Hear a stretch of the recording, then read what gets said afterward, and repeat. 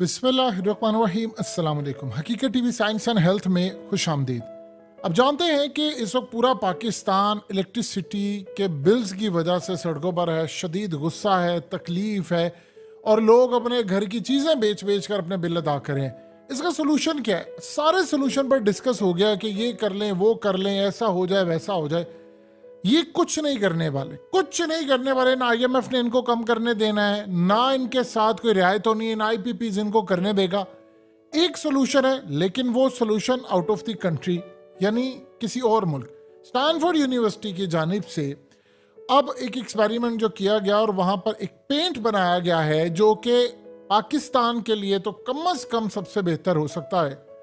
अब आपने आम रूटीन में देखा होगा कि लोग छतों पर पेंट करवा रहे हैं, कोई इलेक्ट्रिसिटी कम करवाने के लिए फलाना।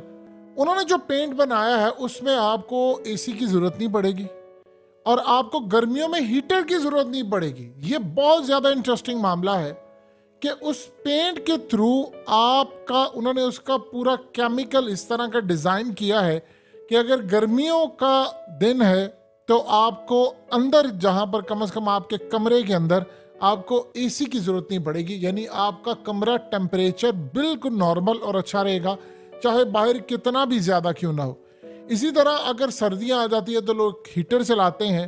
तो इस सारी सूरत हाल में सबसे ज्यादा फायदा ये होगा कि आपको हीटर की जरूरत नहीं पड़ेगी, आपका कमरा अंदर से गर्म रहेगा, यानी ना आपकी गैस की जो जरूरत है वो ज्यादा होगी आपको, ना आपको गर्मियों के अंदर इलेक्ट्रिसिटी की। अब इससे सबसे बड़ा जो फायदा, देखिए, जब किसी ना किसी चीज का फायदा हो रहा होता है तो किसी ना किसी का नुकसान हो रहा होता है। पाकिस्तान के अंदर क्या ये पेंट आने की इजाजत दी जाएगी? सवाल ही पैदा नहीं होता। तो उसकी सबसे बड़ी वजह ये है, ये जितनी आपके आईपीपीज कंपनीज आप जानते हैं जिन्होंने पाकिस्तान में सोलर पैनल लगवाए, ये उनके खिलाफ क्रैकडाउन करवा रहे हैं। उनको कहते हैं कि उन्होंने 1000 मेगावाट बिजली खुद पैदा की है, खुद यूज करते हैं और आगे देते हैं। तो इससे हमारा नुकसान हुआ, फ्यूल एडजस्टमेंट की मद में हमने चार्जेस पूरी कौम पर डाल दिए हैं। तो आप इस सारी सूरत हाल में एक बात अच्छी तरह समझ लें कि हम ये बर्दाश्त नहीं करेंगे, इनका ये सोलर पैनल वाला सिस्टम खत्म करें, इनको बिल डालें, उन्हें कहें कि किसी सूरत आपको ये रियायत नहीं मिलेगी क्योंकि हमने आपसे मुआहदा किया। अब आप सोचिए जरा, ये इतने ताकतवर हैं आईपीपीज कि अगर पाकिस्तान के अंदर ये पेंट लाने की इजाजत दे दी जाए तो आप बताइए कि लोगों के, देखिए, स्टार्ट के अंदर आपका 20-30% बिल बचता है, फिर उसके बाद टेक्नोलॉजी बेहतर होती है 50% तक बचता है। अब इमेजिन करें कि आने वाले सालों में अगर आपका 50% तक बिल बचना शुरू हो जाता है, फिर उसके बाद टेक्नोलॉजी एडवांस होगी तो वो मजीद 60-70 पर पहुंच जाएगा। तो ये बताइए, अगर आपके मुल्क के अंदर आपकी जो इलेक्ट्रिसिटी की कॉस्ट है वो 50% डाउन हो जाए तो क्या ये आपको करने देंगे? वो तो इंट से इंट बजा देंगे।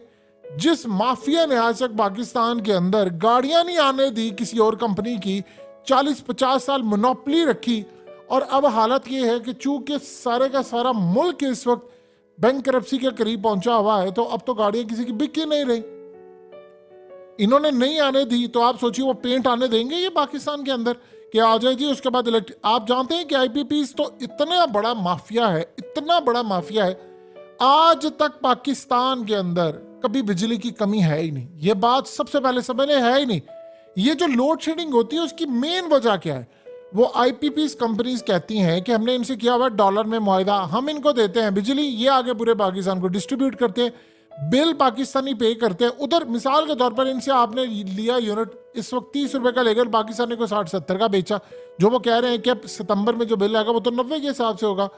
तो इस सारी सूरत हाल के अंदर चूंकि हमने आईएमएफ से मुआहदा किया है, तो ये जो माफिया है ये इनको जब देता है यूनिट, ये आगे से बिल हमसे कलेक्ट करते हैं, उनको पैसे नहीं पे करते। जब उनको पैसे नहीं पे करते तो वो पाकिस्तान में लोड शेडिंग करते हैं। वो कहते हैं कि अगर 24 घंटे हमने बिजली जारी रखी तो बिल तो इतने ज्यादा आएंगे तो ये हमें पे कर ही नहीं पाएंगे, लिहाजा हम इस सारी सूरत हाल के अंदर इलेक्ट्रिसिटी डाउन रखते हैं, लोड शेडिंग रखते हैं। अगर हम लोड शेडिंग रखेंगे तो ही आप हमारे बिल जो है वो पे कर पाते हैं, अगर नहीं होगा तो इतना ज्यादा बिल हो जाएगा कि आप तो पे नहीं कर पाएंगे, तो हम तो नहीं किसी से बर्दाश्त करेंगे। अब 2000 अरब से ज्यादा तो इनका खाली पे करना है। एक ही पाकिस्तान के अंदर 2-3-4 आप लोगों को पकड़े तो पूरे पाकिस्तान का एक गर्दिशी जो कर्जा है वो तो आपका वैसे ही हल हो जाएगा। तो इस सारी सूरत हाल में ये कभी भी नहीं चाहेंगे कि पाकिस्तान में कोई ऐसा पेंट आए। अब ऐसा पेंट लाने, और देखिए सबसे पहले बात ये होती है कि आप ये देख रहे हैं कि आपकी सेहत पर तो असर नहीं पड़ता ऐसे पेंट से। आपकी बॉडी तो नहीं मुतासिर होती। जब ये सारी सूरत हाल हो जाती तो फिर ये माफिया आने नहीं देता। वो कहता है कि भाई हमने पाकिस्तान में पेंट एंटर नहीं होने देना। अगर हमने कोई टेक्नोलॉजी कोई ऐसी चीज एंटर होने दी, मिसाल के तौर पर आपका डॉलर माफिया वो कितना स्ट्रांग है, वो पाकिस्तान के अंदर ओपन मार्केट का रेट इस वक्त तकरीबन 330 के करीब डॉलर नहीं मिल रहा और इंटर बैंक में 303-4 का। IMF ने कहा था कि 1.25 तकरीबन 1.25% से ज्यादा का गैप नहीं आना चाहिए। उन्होंने जानबूझकर रखा हुआ है। उसकी वजह क्या है? उसकी वजह यह है कि ओपन मार्केट का रेट ज्यादा होगा तो जो रेमिटेंस बाहर से आते हैं वो लोग पैसे नहीं भेजेंगे। वो कहेंगे हम तो ओपन मार्केट में भेजेंगे क्योंकि बैंक के थ्रू पैसे ज्यादा नहीं मिलते, तो उनको तो बहुत ज्यादा फायदा होगा इसका। अगर इंटर बैंक का रेट और ये रेट एक ही तरह का होना शुरू हो जाए तो आप फिर बताइए कौन पाकिस्तान के अंदर इनको मुंह लगाएगा या ये माफिया को लगाएगा। इसी तरह चीनी का बहरान आप देख लें कि चीनी अफगानिस्तान स्मगल कर दिया। भाई कैसे हुई स्मगल? ट्रकों में भर भर कर अफगानिस्तान स्मगल करते मुल्क में चीनी का बहरान पैदा हो गया। अब हम कह रहे हैं हमने ब्राजील से इंपोर्ट करनी। 75 साल से ये होता है, जो माफिया एक्सपोर्ट कर देता है। यानी आप देखिए ये कोई हलवा है कि बॉर्डर से क्रॉस होकर अफगानिस्तान चली गई है और इतने इतने बड़े ट्रक कैसे गए हैं? तकरीबन 1.5-2 लाख के करीब जो टन है, 1.5-2 लाख टन के करीब चीनी जो है वो अफगानिस्तान चली गई है। वो क्या हवाई जहाज के जरिए गई है? कैसे चली गई है? हमने इसको रोका क्यों नहीं है? तो आप देखिए कि उसके बाद वो सारे का सारा जो माफिया वो कह रहे हैं हमने चीनी इंपोर्ट करनी है। ये वो वजह है। इलेक्ट्रिसिटी का जहां तक मामला है, बिजली का है, लोगों को खुद कफील नहीं होने दिया गया। वरना दुनिया के अंदर सोलर के ऊपर सारी दुनिया चलाती है। वो कहते हैं जी हमने सोलर नहीं चलाने देना, जो मर्जी हो जाए सोलर का काम बंद करें क्योंकि ये हमारे बिजनेस को मुतासिर कर रहा है। अब जब दो माफिया आपस में टकरा जाते हैं तो जो बड़ा माफिया होता है उसकी जीत होती है। तो बिजली माफिया इस वक्त बहुत बड़ा है। इस तरह टिम्बर माफिया आपका, इस तरह गाड़ियों का माफिया, इस तरह आपका पेट्रोल का, गैस का। अब आप सोचिए जरा इस तरह का पेंट आपके पास आ जाता है तो जो गैस LNG इंपोर्ट करते हैं जिनको ठेका मिला हुआ है वो चाहेंगे कभी जिंदगी में ऐसा पेंट है कि आपकी गैस की जो जरूरत है वो कम हो जाए क्योंकि लोग हीटर ना चलाएं? बताएं कभी ऐसा होगा? सवाल ही पैदा नहीं होता। आप एक बात ज़हन में रखिएगा, आपका ऊपर से नीचे तक हर चीज का हिस्सा जा रहा होता है। जब ये हिस्से जा रहे होते हैं तो हर कोई सोचता है कि हमारा काम बंद हो जाएगा, फलाना हो जाएगा, ये हो जाएगा। अब ये जो वापडा के एम्प्लॉयज हैं वो आप खुद मदद करके बिजली चोरी नहीं करवाते। ऊपर से लेकर नीचे तक हर एरिया फिक्स है, हर एरिया से पैसा जाता है। तो इस सूरत हाल में जब मॉनिटरिंग हो जाएगी, सारा कुछ हो जाएगा, तो बताइए कोई मामला रुकेगा? ये जो सूरत हाल इस वक्त पैदा हो रही है आप उसको समझ ही नहीं पाते, उसका अंदाजा ही नहीं कर पाते। पूरे मुल्क के अंदर ये जो माफियाज हैं वो हर तरह के माफियाज हैं, वो जमे हुए हैं।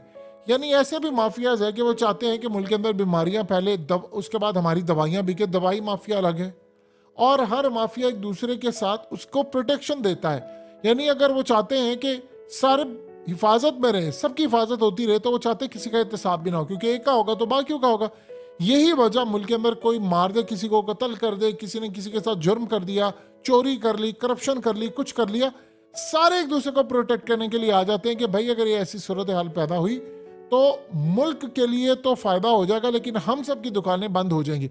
अभी भी आप देख लें कि मुल्क इतना क्राइसिस में है कि हम आज नहीं तो कल, यानी आप ये देख लें कि 80% इस वक्त हमारे चांस है डिफॉल्ट के और 20% जो है वो हमारे बचने के चांस है मुस्तकबिल के अंदर। तो इस सारी सूरत हाल में फिर भी उन्हें चीनी का बहरान पैदा कर दिया और बहरान पैदा करने के बाद वो माल बटोरे हैं, खा रहे हैं। वो कह रहे हैं ठीक है जी चल रहा है सिस्टम हमारा, हमें क्या तकलीफ है, अवाम मरती है तो मर जाए। वही पैसा लेकर उन्होंने बाहर भिजवा दिया और अपनी प्रॉपर्टीज ले रहे हैं। अब आप बताइए कि ये जो पैसा बाहर जाता है ये कैसे जाता है? जा रहा है ना पूरे मुल्क से।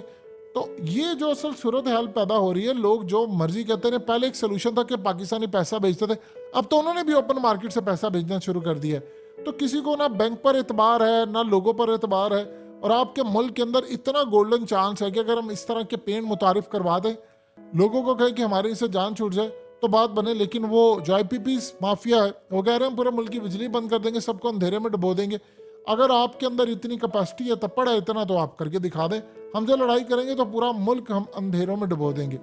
ये अब तक की सूरत हाल है। को आप सिर्फ ये चेक कीजिए कंपनीज है किसकी, जब आपको पता चलेगा आपके रोंगटे खड़े हो जाएंगे। इतने इतने बड़े लोगों की कंपनीज हैं।